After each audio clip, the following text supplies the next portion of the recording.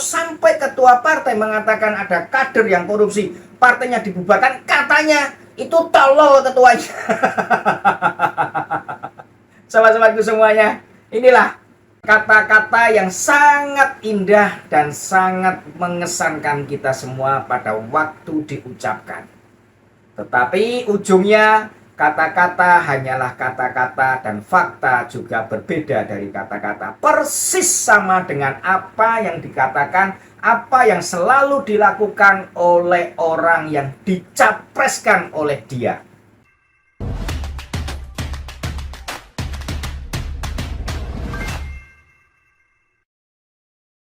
Akhirnya menteri yang hilang, dan mungkin kalau dia tidak pulang akan berbahaya dunia pertanian di Republik kita ini. Ternyata sudah muncul dia kemarin dengan kondisi tubuh yang lengkap, tidak kurang sedikit pun.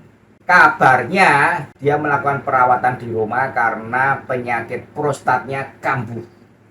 Cuman yang rada-rada aneh, kambuhnya kok bertepatan dengan rumahnya digeledah. Di penggeledahan rumah dinasnya itu ditemukan 12 pucuk senjata. Nah ini yang jadi pertanyaan kita semua, tentunya kita kan bingung. Kok sampai 12?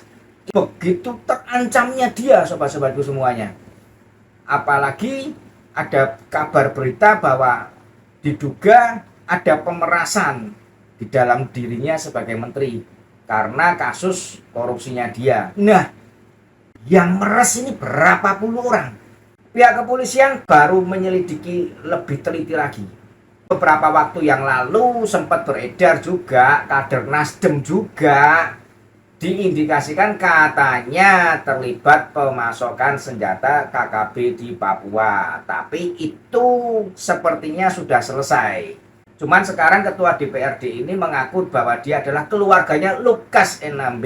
Ya, ini jadi beruntun kalau ditarik. Kalau dirangkum ini sepertinya agak aneh. Lukas NMB kan juga katanya terlibat dalam pembiayaan seperti itu. Nah, ini apakah ada hubungannya? Senjata ini dengan yang di sana itu apakah ada hubungannya? Kita nggak tahu juga sih. Cuma yang pasti adalah dia merasa terancam dengan adanya pemerasan yang katanya dari pimpinan KPK. Mateng kamu ya. Sobat-sobatku semuanya, ada lagi yang ditemukan di situ yang sungguh mengejutkan kita semua dan sempat membuat saya berpikir agak aneh sedikit, dan ini sungguh aneh sekali. LHKPN, laporan harta kekayaan pejabat negara yang wajib dilakukan oleh setiap pejabat negara setiap tahun. Jadi pada waktu Desember kemarin 2022, Syahrul Yassin Limpo itu melaporkan LHKPN-nya itu sebesar 20 miliar sekian rupiah. Itu adalah total kekayaannya dia semua, baik itu berupa tanah, mobil, dan segala macam. Itu sebesar itu. Dan tentunya itu adalah harta yang dia miliki dari dia mulai bekerja sebagai pejabat negara. Dia pernah menjadi pejabat publik juga sebelum di Jakarta, sebelum dia menjadi menteri. Kemudian terus bertahap sampai dengan hari ini dia sempat berhasil mengumpulkan kekayaan sebesar 20 miliar rupiah. Yang jadi pertanyaan, di rumah dinasnya ditemukan uang tunai, baik itu mata uang asing maupun rupiah, setelah dihitung di total itu besarnya jumlahnya 30 miliar. Lebih banyak dari kekayaan yang dia kumpulkan dari dulu sampai dengan sekarang ini. Nah, dari mana duit itu? 30 miliar. Sobat-sobatku semuanya, 30 miliar ada di dalam rumahnya dia. Sedangkan kekayaan yang dia kumpulkan itu 20 miliar selama ini. Makanya ada dugaan terlibat dalam tindak pidana pencucian uang. Akhirnya oleh PPATK rekeningnya dia dibekukan. Menurut info yang beredar, katanya di rekening itu beredar ratusan miliar. Nah ini dia. Hebat ya, kekayaannya 20 miliar, rekeningnya perputarannya ratusan, dan di rumahnya ada 30 miliar. Wis, itu jurus apa itu bisa seperti itu? Ini memang luar biasa. Dan kabarnya dia mengajukan pengunduran dirinya. Surat itu sudah diterima oleh pihak Istana Negara, oleh Pak Pratikno. Nah, sobat-sobatku semuanya, setelah itu ternyata dia datang ke Polda Metro Jaya untuk menghadiri undangan yang telah diberikan oleh Polda Metro kepada dirinya guna klarifikasi atau dia sebagai saksi yang ketiga kalinya terhadap dugaan pemerasan dalam jabatan yang dilakukan oleh pimpinan KPK. Sebelum dia, sopir dan ajudannya sudah pula diperiksa. Nah, sobat-sobatku semuanya, apakah benar dia diperas oleh pimpinan KPK? Firly Bahuri, Ketua KPK, sudah menyampaikan berita, kabar bahwa itu adalah tidak benar dan itu biasa terjadi. Ya, kita tinggal lihat saja siapa yang benar dan siapa yang tidak benar. Tetapi yang pasti, jelas sudah bahwa sepertinya sebentar lagi status dari Syahrul Yassin Limpo adalah tersangka. Diumumkan oleh KPK.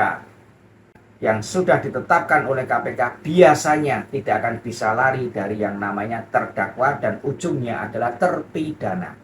Nah, sobat-sobatku semuanya, bagaimana kesan dari Bang Surya atas kasus yang menimpa menterinya kali ini? Bang Surya mengatakan jangan sampai terjadi politisasi hukum. Nah, ini dia. Kembali ke sini lagi sobat-sobatku semuanya. Ini yang memang luar biasa. Kalau lawan politiknya Pak Jokowi, kalau kena kasus pasti munculnya politisasi, kriminalisasi. Yang salah ujungnya Pak Jokowi sengaja. Pak Jokowi mengatur dan Pak Jokowi cawe-cawe. Ini sudah biasa sobat-sobatku semuanya. Yang luar biasa adalah klarifikasi Surya Paloh kenapa Nasdem tidak dibubarkan. Yang menulis Republika. Iya, benar. Dan dibanyak oleh Republika. Iya, iya. Kapan saya bicara, kepada siapa saya bicara, di mana audiens? 3 Juni 2015 saat pembekalan caleg Partai Nasdem. Ya, enggak demikian meaningnya. Enggak ada lebih tolol. Ketua umum partai mengatakan kalau ada kader partai yang korupsi, partai dibubarkan. Bodoh deh. Jadi itu tidak benar Pak, ucapan itu. Enggak, itu saya salah. Karena memang tidak ada itu. Meaningnya bukan begitu. Spirit semangat kita untuk anti korupsi. Enggak ada artinya kita ini. Kalau kader kita jangan bisa melakukan perbuatan-perbuatan tercela. Untuk apa kita punya institusi seperti ini? Nah, spirit adalah seperti itu. Jadi bukan letterlek. Anak-anak negeri ini yang datang dengan penuh cita-cita, idealisme, pengabdian, berjuang bersama di dalam suatu partai, harus menjadi korban karena 1, 2, 3 orang yang tidak tepat. Nah, itu tidak benar. Jadi saya intinya mengkoreksi, bukan itu. Sesungguhnya Spiritnya itu loh. Jos, sobat-sobatku semua. Jos. Tidak ada artinya kita ini sebagai sebuah institusi kalau kadernya korupsi. Jadi yang diambil itu spiritnya. Bukan kata-katanya bubarkan partai. Enggak. Maksudnya itu spiritnya. Jadi dia ingin membawa roh spiritnya ini agar kader tergugah untuk tidak korupsi. Maksudnya di sana bukan dibubarkan kalau ada kader yang korupsi. Itu kalau sampai ketua partai mengatakan ada kader yang korupsi, partainya dibubarkan, katanya itu tolol ketuanya. Sobat-sobatku semuanya, inilah kata-kata yang sangat indah dan sangat mengesankan kita semua pada waktu diucapkan.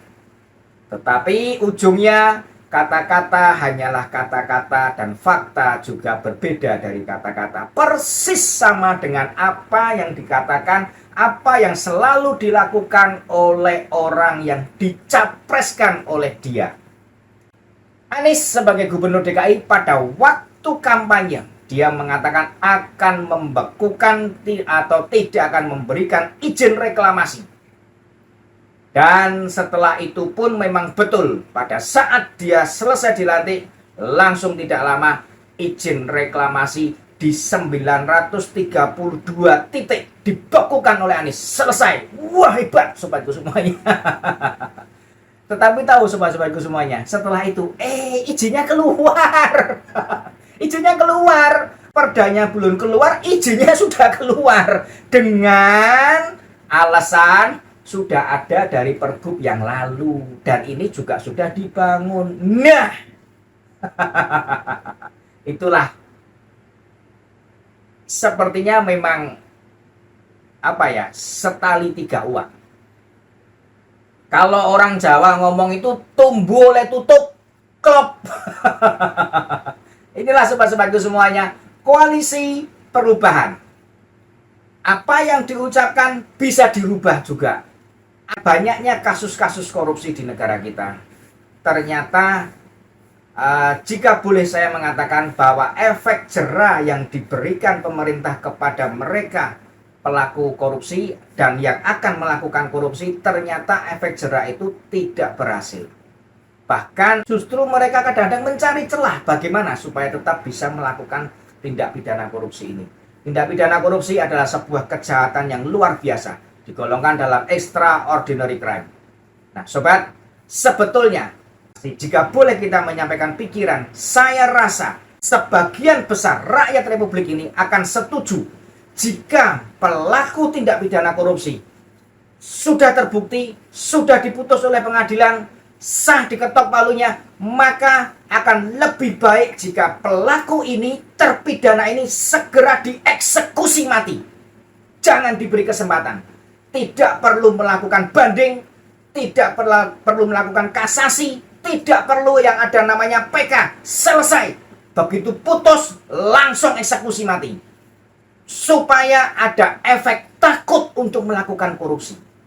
Dan tentunya aset-asetnya harus segera diambil alih oleh negara. Sehingga kita berharap DPR saat ini segera mengesahkan RUU perampasan aset sebelum masa tugas DPR ini selesai. Efek takut lebih penting daripada efek jerah. Nah, sobat-sobatku semuanya, kita berharap dengan selesainya kasus-kasus korupsi, kita berharap dengan berkurangnya kasus-kasus korupsi, karena efek takut mereka yang korupsi akan berakhir di lubang kubur, berakhir tidak bisa berjumpa dengan keluarga selamanya, maka Republik kita akan segera menjadi negara yang maju, menjadi Indonesia yang mampu mensejahterakan rakyatnya.